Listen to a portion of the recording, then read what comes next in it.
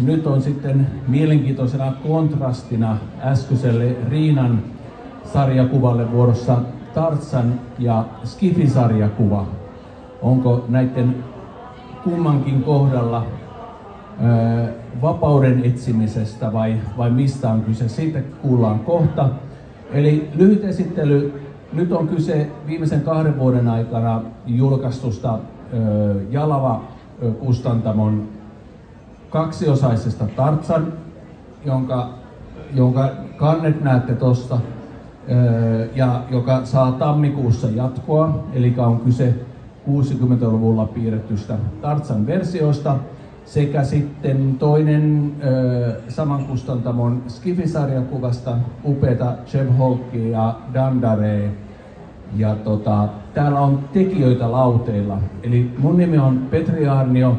Mä oon ollut toimittamassa näitä sarjakuvia ja pääideoijana siinä jollakin tavalla, mutta sitten mulla on tässä matkan varrella kertynyt mukaan hirvittävä määrä osaamista.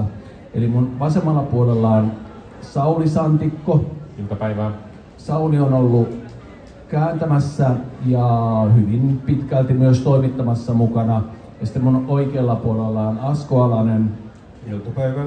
Asko on oikeastaan kouluttanut mut tähän sarjakuvan tekemiseen, eli meillä on 10 vuoden takaperin. Ja Tarzanistahan se kaikki lähti. Esittelyt on tehty, mennään asiaan. Asko, ensimmäinen kysymys sulle. Mehän puhutaan Tarzanista, siis joka on alun perin saanut ensimmäisen tulemansa tuolla 1900-luvun alussa. Ja nykyaikana puhutaan DC-supersankareista ja Marvel-supersankareista. Nyt tulee kysymys, minkälainen hahmo Tarzan, Asko, on sulle? Se on hyvin mielenkiintoinen, varsinkin kun se oli tämän kolonialismin aikaa, jolloin Afrikan omistivat kaikenlaiset rikkaammat maat. Ja sinne niin kun heitetään tällainen englantilaisen ylimystön edustaja, joka siis syntyy siellä Afrikassa ja sitten kasvaa isojen apioiden niin kun kasvattamana ja kuitenkin opettelee kuolleiden vanhempiensa kirjoista ja muista englannin kieltä ja ranskan kielen ensin. Ranskan kielen, joo, okei. Niin totta, joo. No. Mutta joka tapauksessa pääsee siihen sivistyksen piiriin sitten myöhemmin Greystockin lordina ja Englannissa. Mutta tämä sankaruushan on sitä viidakon vastuullista kuninkuutta tavallaan, että niin pitää huolen, että siellä asiat ovat kohdallaan. Että villielämä on sitä, mitä se on, että kuolet tai tulet tapetuksi niin eläimellisellä tasolla, mutta että sitten siihen sotkeutuvat kaikenlaiset sodanlietsojat ja ryöstäjät,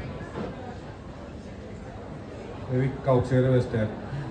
Että se Tarzanin supersankaruus, niin sitä on tosi vaikea. Batman on lähin sen takia, että Batmanilläkään ei ole yliluonnollisia voimia. Ne on kaikki harjaannusta ja vaistoa. Että tällainen, joo. Jos teillä on lisättävää, niin mielellään. Sauli, ei mennä käsikirjoituksen mukaan. Mikä sun mielipide on? Minkälainen hahmo Tarzan on? No, Tarzan on nykyajan myytti. Ja ainakin itse kun luin näitä kirjoja pikkupoikana, niin ei se ollut se oikea Afrikka. Sitä ei oikeastaan edes ymmärtänyt, että sellaista Afrikkaa ei ole enää ollut olemassakaan. Ne seikkailut tempas mukana. Se on ihan samalla lailla, kun meillä on nyt näitä Skifi-sarjakuvia. Me hyvin tiedetään, että Venuksessa ja Marsissa ei voi olla sivilisaatiota eikä elämää. Ja yhtä hyvin me tiedetään, että nykyajan Afrikka, niin sehän ei todellakaan ole seikkailulle otollisin maanosa, mutta se maanosa, missä Tarzan seikkailee, niin siellähän on joka luolan perällä kadonnut sivilisaatio, ja aina kun eksytään jonnekin erämaahan tai suolle tai muualle, niin sieltähän löytyy hirmuliskoja ja muuta kaikkea jännittäviä tällaisia asioita. Yleensä lentäviä ihmisliskoja tai vastaavia. Eihän sillä ole mitään tekemistä tietenkään sen oikean maailman kanssa, ja itse asiassa ihan hyvä niin. Ja Russ Manning varsinkin sarjakuvan tekijänä niin käytti hyväkseen juuri tätä ja etäännytti Tarzanin oikeastaan ihan lopullisesti siitä oikeasta Afrikasta ja siirsi sen tähän seikkailujen maailmaan. Mulle Tarzan, mä oikeasti mietin tuossa, kun Riina puhui hiukan niin kuin ynnäten asioita, niin puhui niin kuin nykyajan vapautumisesta tietystä sukupuolesta käsin, niin mulle Tarzan tietyllä tapaa toi myytti on hyvä asia. Eli kun me puhutaan niin kuin Hollywoodin Tarzanista tai me puhutaan Russ Manningin piirtämästä Tarzanista, niin Tarzan on jollakin tapaa aina isompi asia kuin vain aina joku kulloinen tulema. Ja siitä me voidaan loputtomasti keskustella, että mikä versio niistä on kaikkein paras. Mitä mieltä ollaan Walt Disneyn piirrosanimaatiosta, joka varmaan monen vanhemman ihmisen mielestä on jollakin tapaa huono tulkinta siitä. Mutta mulle Tarzanissa jotenkin koskettaa eniten, ja nyt päästään siihen, miksi mä otan tämän Riinan uudestaan tähän, niin mulle se edustaa jonkinlaista vapauden filosofiaa. Kaikesta tästä kolonialistisesta painolastista huolimatta. Et siinä on kyse ihmisestä, joka syntyperänsä mukaisesti on väistämättä jonkinlaisen patologian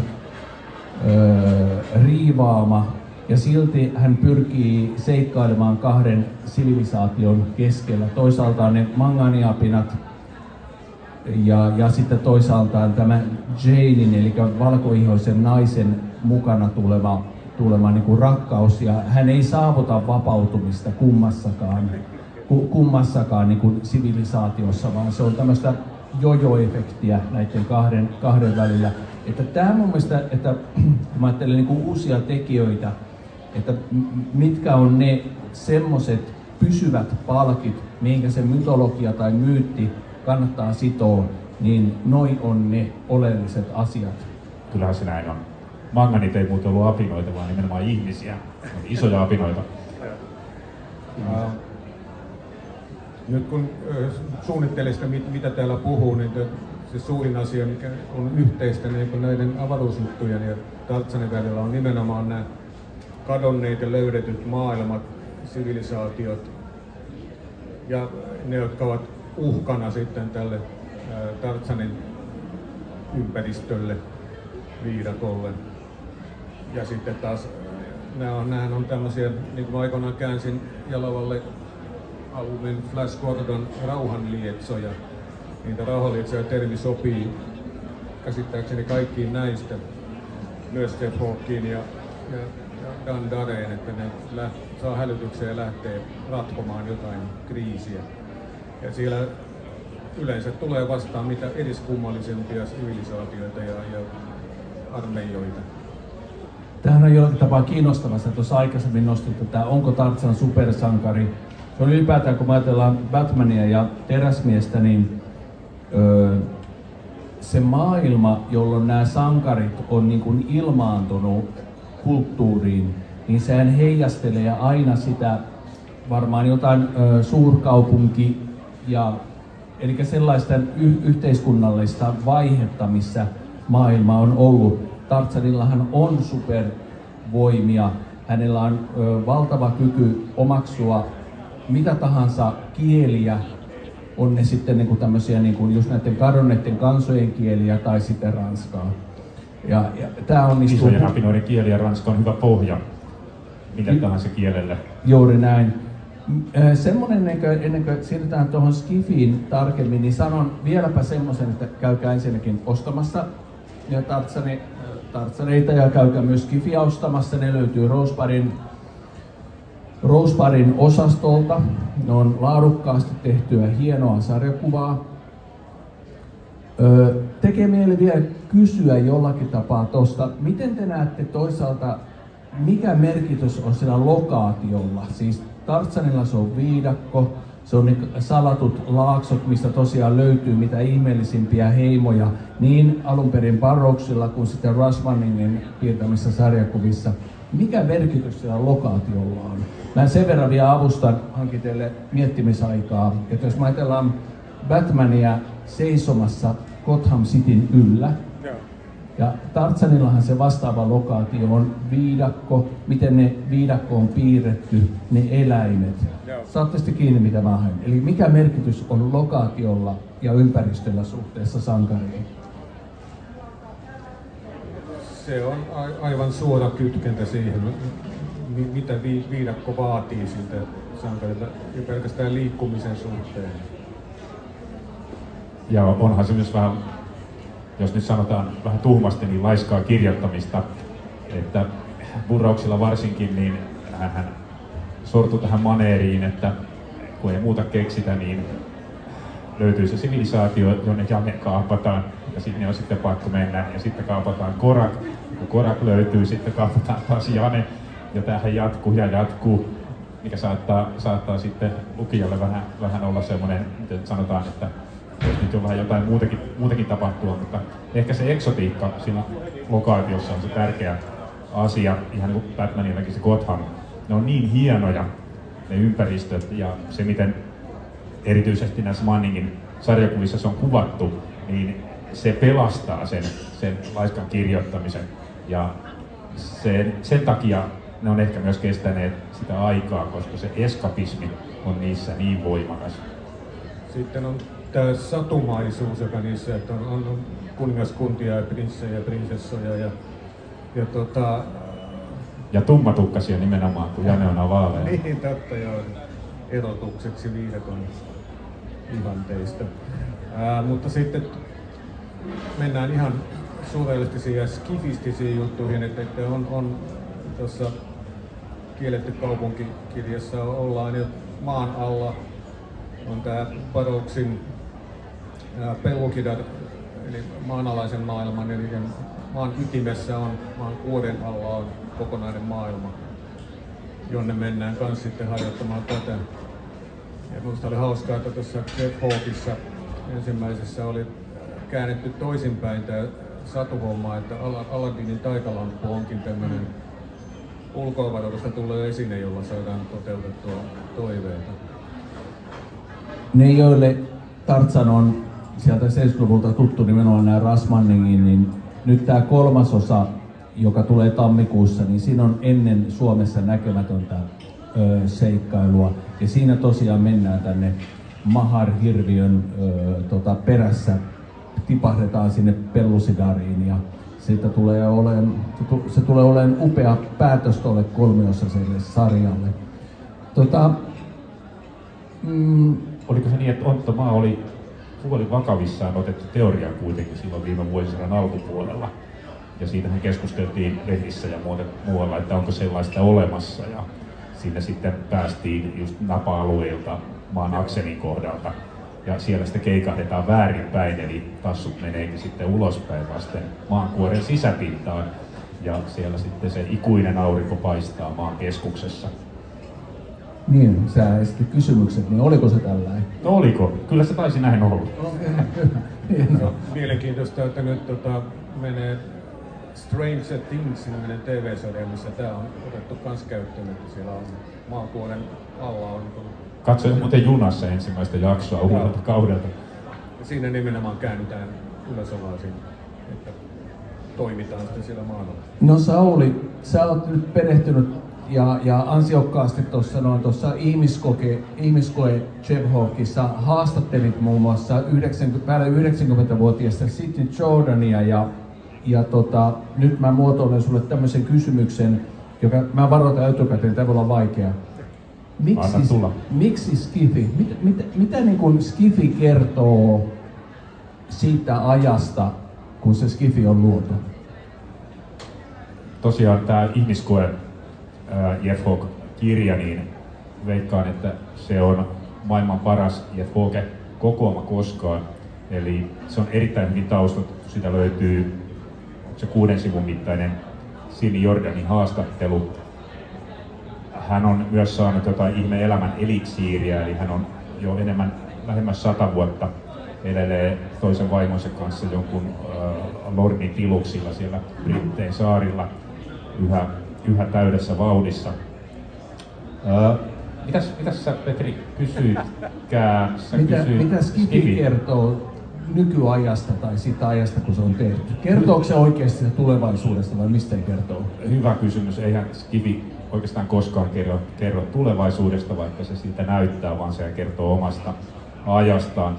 Jeff Hawketthan kirjoitettiin 50-luvulla, tai se alkoi 50-luvulla, ja se näkyy erittäin hyvin siitä. Ja se on ensimmäinen tämmöinen arkinen, aikuisille tarkoitettu sarjakuva, lehtisarjakuva, jos sitä vertaa esimerkiksi Flash Gordoniin, joka oli selkeästi vielä äsken keskustelun Tarzanin perillinen. Mongo-planeetta ei juurikaan eroa siitä Tarzanin Afrikasta, se on aivan samanlainen. Ja siellä on myös hyvin tällaisia samalla tavalla kuin meillä, niin siellä on kuninkaita ja keisareita ja sotaväkeä. Siinä ei ole mielikuvitusta käytetty juuri ollenkaan. Mutta Jeff Hawke, siinä pääsi se mielikuvitus irti ja ensimmäisen kerran uskottavasti tuotiin sekä tämmöinen teknologia että mahdolliset vieraat älyt ja sivilisaatiot sarjakuvaan. Ja se oli ihan valtavan kunnianhimoinen sarjakuva, varsinkin siinä vaiheessa, kun William Patterson astui mukaan kuvioihin ja alkoi käsikirjoittamaan sitä sarjaa. Ja siinä näkyy myös se sellainen tulevaisuususko, että ollaan menossa kohti parempaa. Vähän sama, mikä oli Dan Darylläkin. Ja myös siinä näkyy vähän samanlainen Tarzanissa, että on olemassa joitakin tällaisia lähes yli-ihmismäisiä henkilöitä, joilla on ikään kuin vähän on niin kuin se evoluution seuraava askel ihmisestä. Tarzanhan sai tällaisen hän pääsi sen niin takaperoisesti muuttumalla jaloksi villiksi, mutta sitten taas Jeff Hawke saa sitten avaruudesta vähän tällaisen samanlaisen kohtelun eräältä toiselta muukalaisrodulta ja kipinän sitten sieltä. Ja se on mun mielestä se skifi-elementti, joka oli aivan poikkeuksellinen siihen aikaan. Irtaannuttiin vihdoinkin siitä sellaisesta, miten sanoisi, perusutooppisesta ajattelusta, joka oli varmaan siihen asti elänyt Skifissä kaikkein voimakkaana, siirtymättä kuitenkaan sinne dystopian tai post-apokalyptian puolelle. Säilytettiin se sarja sitten aivan täysin arkisena. Siinä esiintyy siivoojia ja aivan tavallisia arkipäivän ihmisiä, jotka sitten vahingossa törmäävät näihin outoihin elementteihin. Sekin oli aivan poikkeuksellista, että siinä mielessä todella hieno sarja. Mä kysyn sulta vielä jatkokysymyksen tuohon, miten Dandare sitten, miten Dandare ja Jeff Hawke eroaa toisistaan? Dandarehan on Dandare, niin oli selkeän propagandistinen sarja. Et siinähän sen tarkoituskin oli alun perin niin tuoda tällaista kristillistä sanomaa nuorisolle vastapainona esimerkiksi EC-sarjakuville, kauhusarjakuville ja muille. Sarjakuviahan pidettiin tällaisena raptioelementtinä, joka varmaan ihan oikeutetustikin nehän oli aika hurjia ne sarjakuvat silloin 50-luvulla. Ja varmaan turmelikin nuorison mieltä, kuten tietenkin vähän pitääkin, mutta Dandarehan on äärettömän puhdasotsainen ja jykävä leukainen, ihanne ihminen. Hän ei vaikuta ollenkaan elävältä samalla tavalla kuin Jeff Hawke tai edes Tarzan, Lordi Greystoke. Siinä se, toisaalta se on viety niin pitkälle ja varsinkin sen visuaalinen loisto on niin suuri, se on niin ihmeellinen. Mä veikkaan, että silloin sodan jälkeisessä Britanniassa, mikä oli harmaa ja sato ja hiilipölyä oli kaikkialla ja kaikki oli köyhiä ja mitään ei oikein ollut. Se oli se, mikä valoi sitä uskoa siihen tulevaisuuteen. Et siinä mielessä varmaan tässäkin niin propaganda voi nähdä niin hyvän kautta, että se kannatteli sitten varmaan sitä moraalia sillä Britannian saarilla sitten siihen aikaan. Lisäisin tähän, että Dandarihan on myös armeijan propagandisti, että sen Kyllä. univormua myötä, joka oli sen piirtäjän vai kirjoittajan oma univormun mukaan muotoiltu. Kyllä.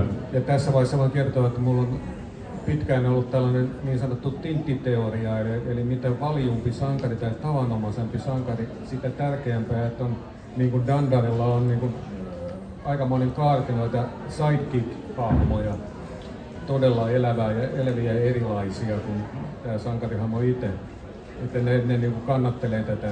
Tämähän on tuttu elokuvista ja muistakin, että niihin on satsattu sitten.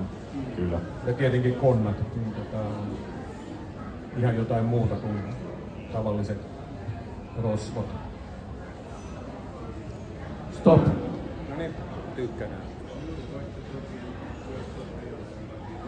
Eiköhän joku loppusana tähän Joo. nyt sitten, Petri? Siis hyvät kirjallisuuden ja hyvän sarjakuvan ystävät, niin ostakaa näitä sarjakuvia, jotta niitä tehdään lisää. Kiitoksia. Kyllä, Ville Hönninenhän sanoi nostalgia-sarjakuvasta, että se on nykyään pälvikaljuisten keski-ikäisten miesten kansoittama labyrintti, mutta toivoisin kyllä, että nämä sarjakuvat leviäisivät vähän sankemmallekin joukolle. Niillä on myös työllistävä vaikutus, niin kuin meistä huomaa. Kiitos yleisölle.